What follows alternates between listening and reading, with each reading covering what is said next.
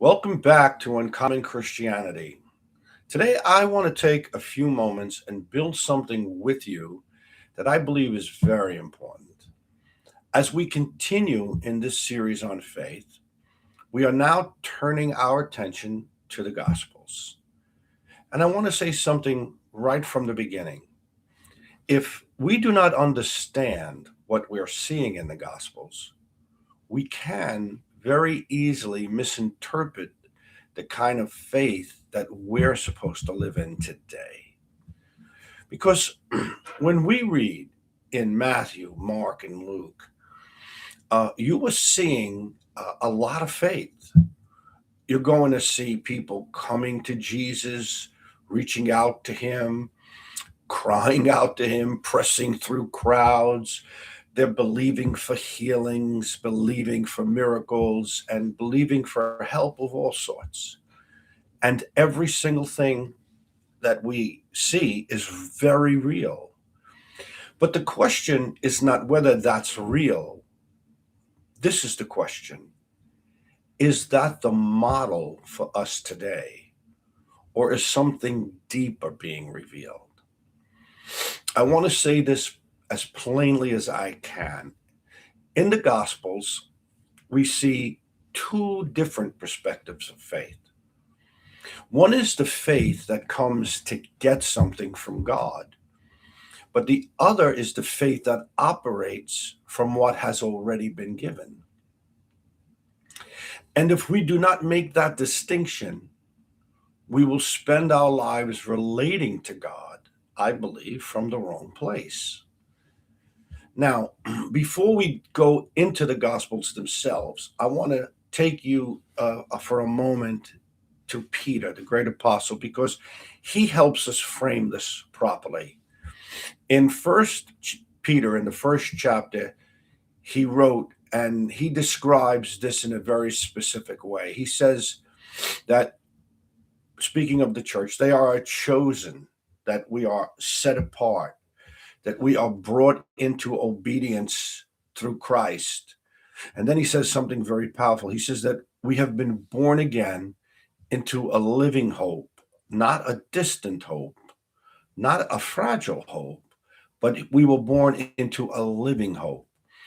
And he tells us that we have an inheritance that is incorruptible, that's undefiled, and is unfading, reserved in heaven. Now, let's listen carefully. At the same time he says that, he says we will go through trials. So being born again does not remove us from difficulty, but it changes how we see it. Peter says that these trials are just for a season. They're temporary. They're not permanent. They are not defining, but they are proving something. And they are revealing the character of our faith. Now, that's very important because Peter is not presenting a faith that is consistently trying to get out of trouble. He's presenting a faith that is anchored in something eternal. And that already begins to move us away from what I want to call shallow faith and faith that is only activated when we need something. Now, with that in mind, let's go into the Gospels because this is where we have to be very, very careful. When we read the Gospels, we're looking at people interacting with Jesus before Calvary, before the cross, before the resurrection, before the new birth. That means something very important. No one in the Gospels was born again. No one in the Gospels had the life of God in them the way we do now. No one was in union with God in the way that is now available through the Lord Jesus. So, what we're seeing is real faith, that's for sure, but it's not the full picture of what has now been given to us. Now, here's where it gets very interesting. As we read the Gospels, we will notice something there's always two sides to what's happening. On one side, you have those who are ministering. That's Jesus. But on the other side, you have those who are they're receiving. They're coming with needs. They're coming with problems. They're coming with desperation. And their faith is reaching toward the Lord. So here's the question. Which side are we supposed to identify with today? Are we the ones always coming to receive?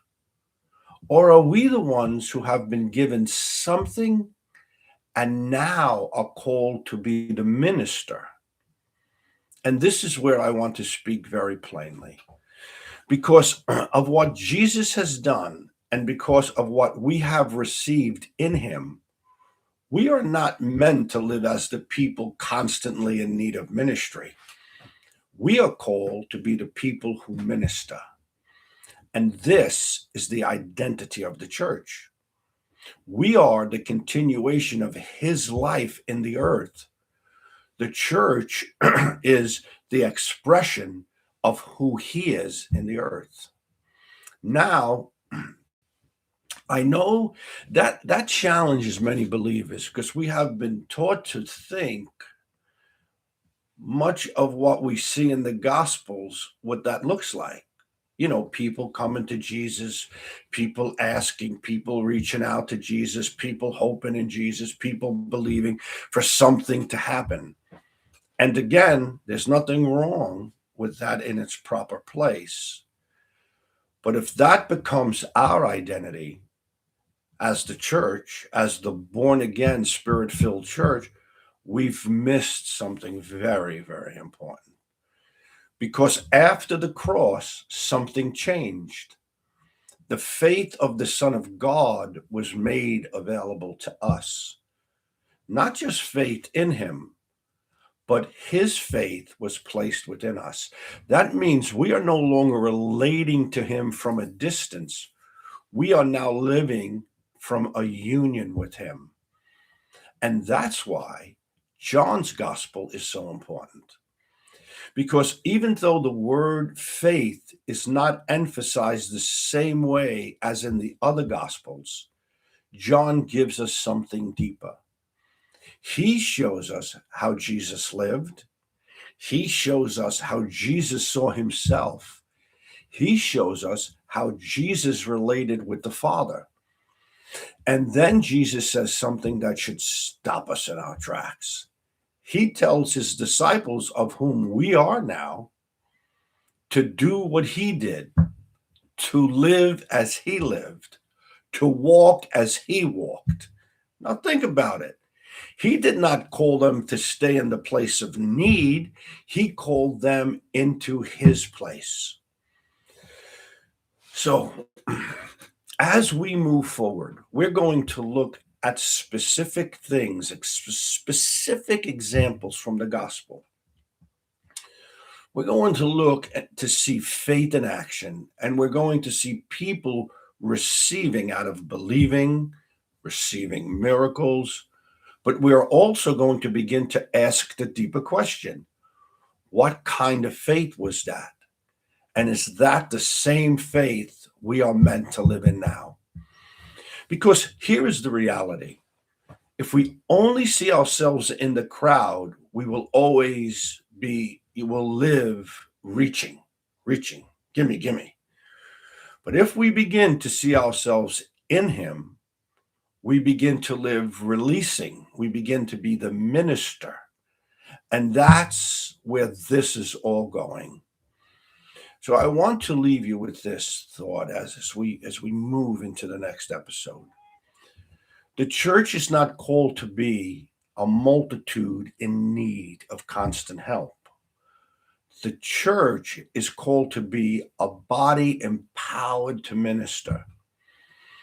The question we have to answer is this: are we living as those who are trying to get something from God?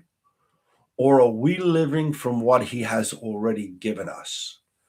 Because the answer to that question will shape everything in our life. Until next time, Let Christ be seen in you, and please stay safe.